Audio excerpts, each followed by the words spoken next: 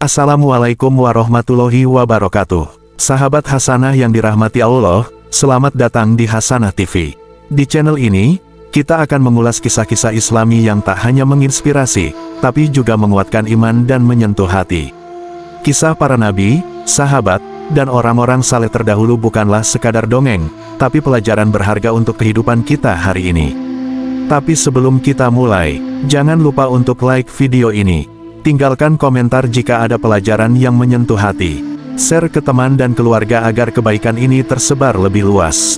Dan tentu saja, subscribe ke channel Hasanah TV, agar tidak ketinggalan kisah-kisah penuh hikmah berikutnya. Yuk kita mulai kisah hari ini.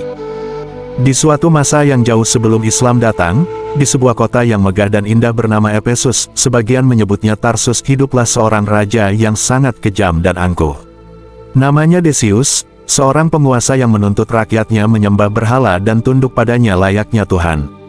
Orang-orang pun patuh. Mereka sujud kepada patung-patung yang mereka buat sendiri, menyembelih kurban untuknya, dan menari dalam upacara-upacara penuh kesesatan. Tapi di antara mereka, ada sekelompok pemuda, bukan ulama, bukan raja, hanya pemuda biasa, yang hati mereka tidak bisa menerima semua itu.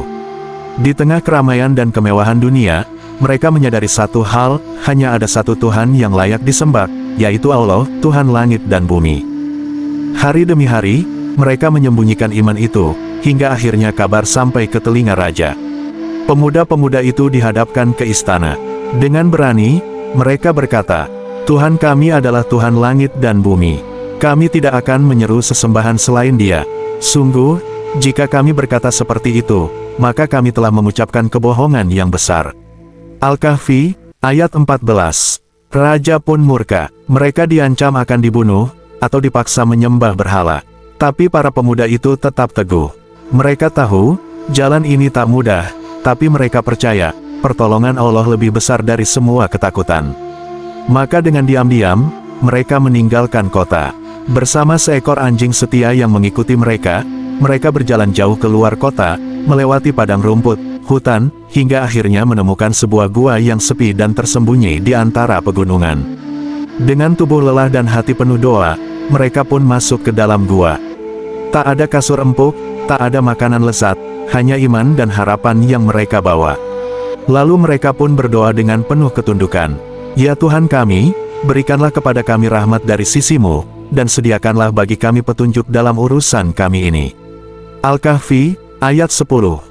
Dan Allah pun mendengar doa mereka. Allah menidurkan mereka, tak seperti tidur biasa. Ini adalah tidur dalam penjagaan ilahi. Allah membalikkan tubuh mereka ke kanan dan ke kiri agar tak membusuk.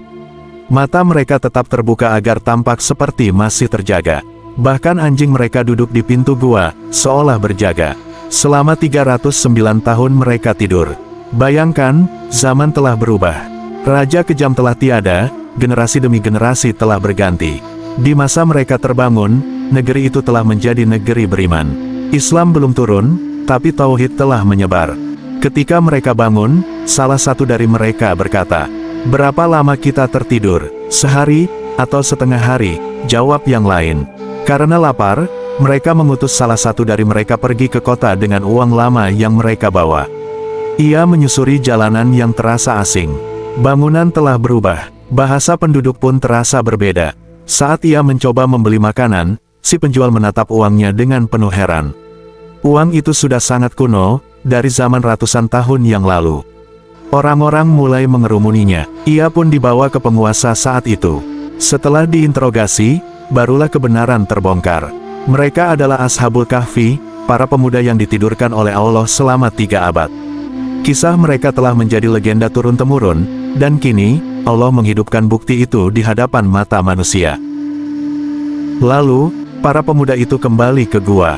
Mereka tidak ingin menjadi pusat perhatian, atau disanjung-sanjung. Mereka hanya ingin hidup sederhana dalam ketenangan. Dan tak lama setelah itu, Allah mewafatkan mereka dengan tenang. Penduduk pun sangat menghormati mereka. Gua mereka dijadikan tempat pengingat keimanan, dan kisah mereka diabadikan dalam wahyu Allah dalam surah Al-Kahfi ayat 9-26. Alhamdulillah, itulah kisah kita hari ini. Semoga ada hikmah yang bisa kita ambil, dan semoga kisah ini menguatkan iman serta memperbaiki amal kita. Jika sahabat merasa terinspirasi atau mendapatkan pelajaran berharga, jangan lupa untuk like video ini, komentari bagian mana yang paling menyentuh hati, dan share ke orang-orang tercinta agar kebaikan ini terus mengalir.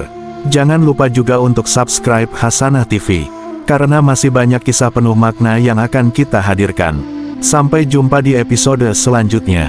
Wassalamualaikum warahmatullahi wabarakatuh.